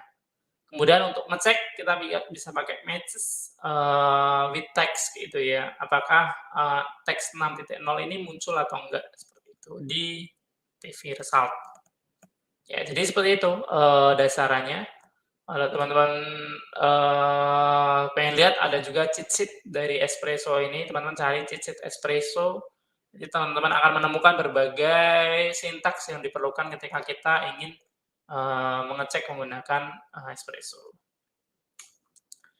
Ya, tipsnya yaitu yang lainnya yaitu kita perlu menonaktifkan animation ya, karena kadang kalau ada animation dia kayak, ketika mau ngecek kayak gitu ya gagal karena masih ada proses animasinya dan belum selesai. Makanya biasanya kalau kita, ngedebug kayak gitu ya menggunakan UI testing, animasi yang ada di, device tersebut kita off-in terlebih dahulu. Itu ada di developer option, kemudian di bagian window animation scale kita ganti jadi off, kemudian transition juga off, animation duration scale juga off. Supaya tadi biar tidak, error. Ya ini contoh hasil UI test-nya. Kalau kita ngelihat dia sudah jalan otomatis ya, jadi walaupun, key, apa namanya, kursornya nggak di sini ya, dia akan jalan secara otomatis, ngisi edit text-nya, kemudian tekan tombol, dan lain sebagainya bisa kita lakukan dengan menggunakan UI test ya. Ini contoh yang simpel ya, bayangkan kalau aplikasi kita udah gede, fiturnya udah banyak, halamannya banyak, ya tentu cara ini jauh lebih memudahkan kita ya buat ngecek apakah flow aplikasi kita masih benar atau tidak. Ya, itu tadi hal yang terakhir yang, kita bahas. Jadi, teman-teman hari ini sudah mempelajari tentang, tadi mulai dari modern Android development, kemudian ada Android Jetpack, salah satunya yaitu Android Architecture Component. Kemudian, kita juga belajar tentang testing, mulai dari unit testing dan juga UI testing ya. Jadi kita ngelihat, itu adalah beberapa hal yang teman-teman perlu pelajari nanti untuk, mengerjakan submission. Ya sifatnya sebenarnya masuk ke saran ya, tapi akan tentu teman-teman akan, lebih bagus ketika menggunakan arsitektur komponen ya. Tadi kan ada juga kelebihan-kelebihan lainnya yang tentu nggak cuma buat submission doang.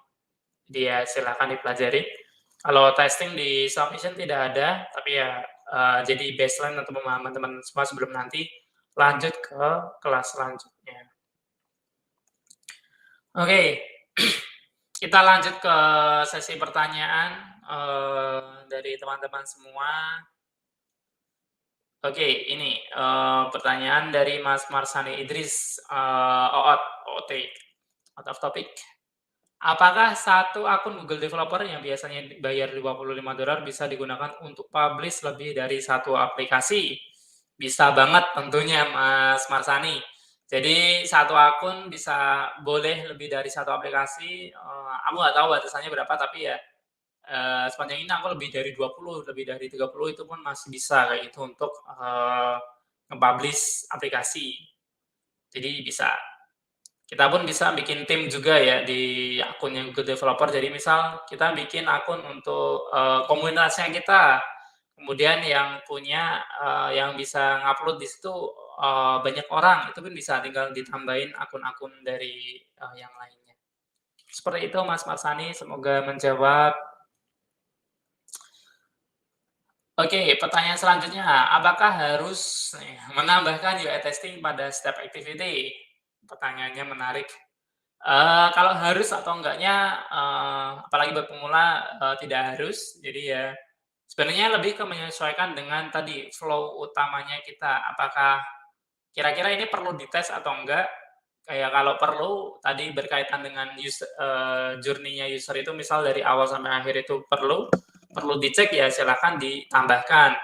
Tapi misalnya kalau, itu misal activity yang kurang terlalu perlu, contohnya apa? Contohnya, profil atau apa yang memang tidak terlalu signifikan ya nggak apa-apa gitu, nggak kita bikin UI testing-nya.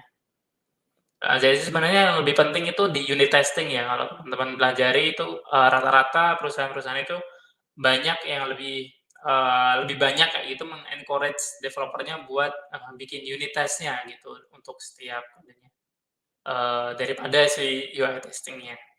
Karena biasanya UI testing lebih ke ya flow tadi, flow awal sampai akhir apakah lancar atau enggak, jalan atau enggak, seperti itu Mas, servis kursi roda.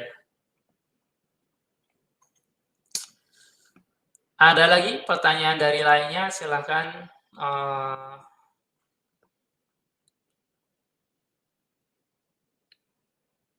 Septian Alhadi, apa ya? Oh namanya ya, namanya Mas Septian Alhadi. Oke, terima kasih Mas Septian. Oke, ada pertanyaan yang lainnya silahkan. Kalau di submission jadi, untuk apa namanya, kita lihat ya submission 2.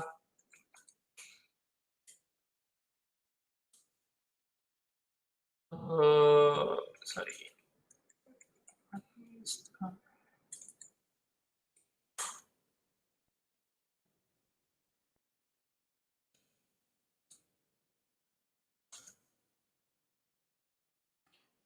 Submission 2.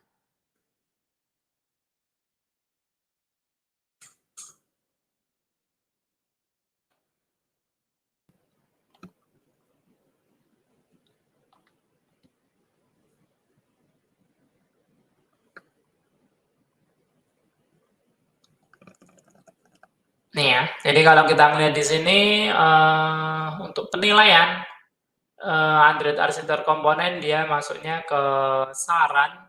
Jadi saran, yaitu menerapkan Android Architecture Component minimal view model dan level dengan benar ya. Jadi teman-teman ketika menerapkan tadi view model data, malah teman-teman juga bisa menjaga data otomatis dapat saran yang lainnya, ketika terjadi pergantian orientasi.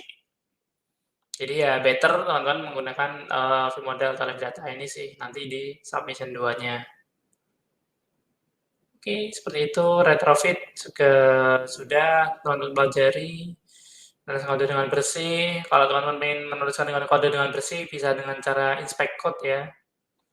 Dicek aja di Android Studio ada fitur untuk, inspect code, tools inspect code, nanti dicek ada kalau ada komen atau import yang tidak digunakan akan kelihatan di situ, teman-teman bisa bersihin sebelum di submission-nya dikirimkan. Oke, seperti itu sih, beberapa ininya, hal yang perlu dipelajari ya, di arsitektur komputer buat submission-nya. Oke, ada pertanyaan nih dari Mas Marsani, Mas Muklis. Wajib berarti ya Mas untuk unit test? Ya itu sebenarnya tergantung dari kesepakatan timnya ya yang di, perusahaan tersebut. Biasanya mereka kayak ngasih, coverage, atau persen kayak gitu. Jadi berapa persen, kode dari project kita ini sudah dibuat.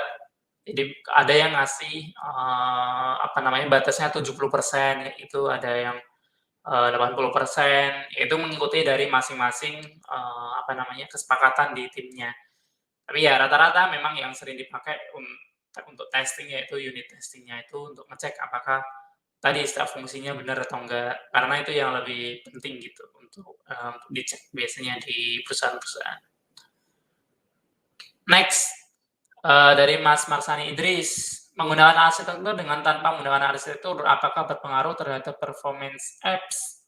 Ya, ini tergantung sih ya, tergantung gimana kita, tanpa arsitekturnya seperti apa, dengan arsitekturnya seperti apa. Yang jelas kalau kita ngelihat tadi ya, kalau kita pakai arsitektur, misal bisnis code-nya cuma di satu tempat, ya seharusnya, dari sisi performance ya, lebih lebih simpel ya, nggak terlalu berat karena apa, cukup satu nanti dipakai, misal kita bikin repository satu, kemudian dipakai di activity A, B, C. Bedain dengan activity A punya ngambil data sendiri, activity B ngambil data sendiri, activity C ngambil data sendiri, ya pasti mungkin ada efek tapi ya pasti mungkin nggak terlalu banyak sih nggak terlalu banyak gitu antara menggunakan arsitektur dengan arsitektur. Tapi ya kalau mungkin sudah besar, kemudian kita, punya mekanisme untuk ngecek, ya mungkin bisa kita lihat kayak gitu perbedaannya secara, mendetail apakah berpengaruh atau enggak. Kalau project-project kecil sih nggak terlalu berpengaruh ya, tapi mungkin ada pengaruh tapi kecil banget gitu untuk, proyek-proyek kecil. Oke, lanjut. Dari Mas Junarko lupa buat testing, udah sempet upload submission terakhir ya. Nggak apa-apa Mas Junarko. Tadi masuk ke saran ya testing, kalau mau ya dikirim lagi gitu sebelum di-review. Tapi ya nanti mundur lagi ya. Jadi, kalau teman-teman misal sudah kirim submission, kemudian, udah 2 hari misal gitu ya, kemudian mau ngirim lagi ya nanti antreannya balik ke awal lagi. Jadi ya nunggu 3 hari lagi gitu ya, maksimal maksudnya, maksimal 3 hari lagi untuk di-review. Jadi ngitungnya itu udah dari awal lagi kalau kita ngirim, submission lagi gitu ya. Jadi jangan expect kalau, seharusnya ngelanjutin yang kemarin, tapi itu, antreannya balik ke awal lagi. Lanjut dari Mas Arif Surya, tanya untuk set data ke adapter setelah masuk ke observer, bagus pakai Notify dataset change atau ada yang lain ya? Ya kalau nge-set data, cukup pakai maksudnya set data aja. Kalau, Notify dataset change ini maksudnya ketika ada perubahan, kita ngasih tahu adapternya gitu ya, buat ngambil adapternya. Ya, Notify dataset change sebenarnya, bisa, namun sekarang direkomendasikan kita pakai namanya div callback ya. Teman-teman bisa pelajari itu nanti ketika di materi, apa ya, news app kayak nggak salah. Di news app di situ sudah pakai div callback, jadi ketika ada perubahan nanti akan update gitu. Kenapa sih Notify dataset change ini tidak terlalu direkomendasikan? Karena dia terlalu umum ya. Apakah ini nambah atau delete atau apa, dia tidak terlalu terlalu umum. Jadi, kurang direkomendasikan dari Google-nya, makanya kalau kita melihat ada warning-nya, ya sebagai gantinya kita bisa pakai namanya div callback. Seperti itu, Mas Arif Surya. Lanjut dari Farkos 11, tanya pada submission 2 pada bagian saran ada tentang aplikasi bisa menambahkan pesan error jika user yang dicari tidak ada. Apakah ini kita menggunakan tools untuk menampilkan pesan tersebut? Mantap. Cara tersebut, untuk nampilin pesan error macam-macam, seharusnya yang paling maksudnya yang paling make sense ya, kalau case-nya seperti ini adalah misal kita nyari terus, datanya nggak ada, ya kita bisa tampilin di text view gitu ya. Text view data tidak ada. Jadi yang tampil bukan physical view, tapi kita ganti jadi text view aja, data tidak ada. Ya itu, yang make sense seperti itu ya kalau case-nya seperti ini. Walaupun bisa aja pakai tools, tapi kan kadang kelewat ya kalau, kita nyari kemudian, muncul tools kayak gitu, apalagi kalau nanti pencariannya itu real time. Ketika kita dikit-dikit nggak ada ya maka nanti toolsnya akan muncul terus. Ya better, kalau case-nya seperti ini kita pakai, text view untuk nampilin error-nya. Seperti itu ya, untuk Farkos 11. Nah, itu dari Mas Sunarko, pakai text view ya untuk nampilin error-nya. Oke, ada lagi pertanyaan dari yang lainnya?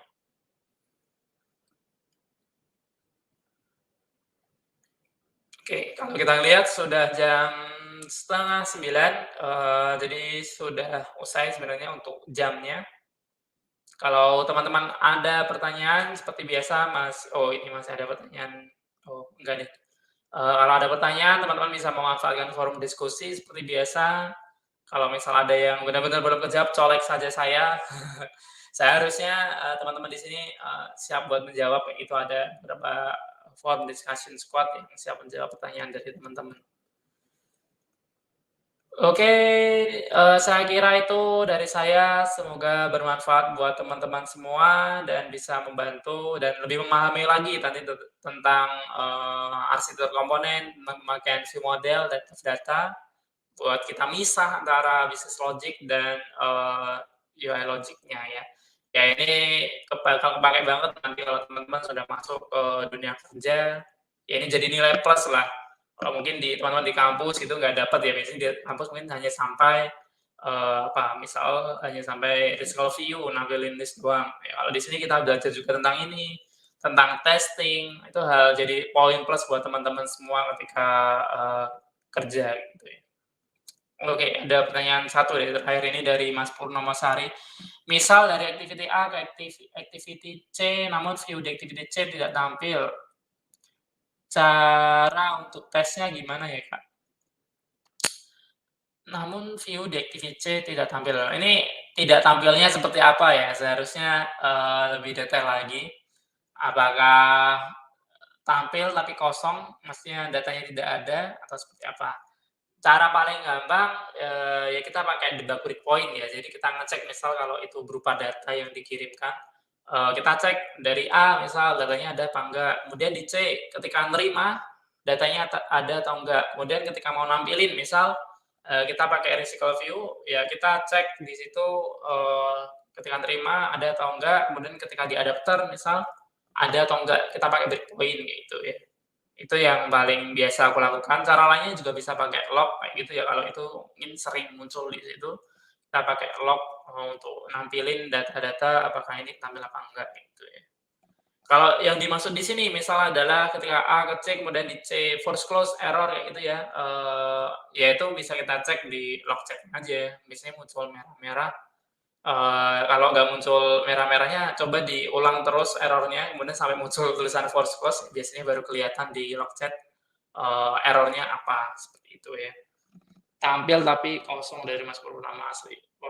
Iya, ya itu berarti kita cek pakai debug breakpoint. Coba dicek lagi modul untuk debug breakpoint. Kita cek satu persatu, jadi aliran datanya dari awal sampai akhir, kira-kira bagian mana sih yang dia misal nol atau nggak ada. Seperti itu ya. Misal dari repository kita cek, kemudian view model kita cek, activity ketika kita observe kita cek, kemudian di adapter kita cek. Seperti itu ya. Yang biasa kita lakukan untuk ngedebak apakah data itu muncul atau enggak. Seperti itu Mas Purnomasari, semoga menjawab. Oke, saya kira cukup pertanyaan dari teman-teman semua, semoga terjawab semua. Dan saya ucapkan terima kasih buat teman-teman yang sudah hadir di live session ini, tetap semangat, tetap menemani bersama kita belajar di sini untuk mempelajari suatu hal yang baru dan mungkin bisa bermanfaat buat kedepannya nanti, buat buat karir teman-teman nanti ya. Saya ucapkan terima kasih, sampai jumpa lagi di sesi selanjutnya. Semoga berkah dan bermanfaat buat teman-teman semua. Bye-bye. Assalamualaikum warahmatullahi wabarakatuh.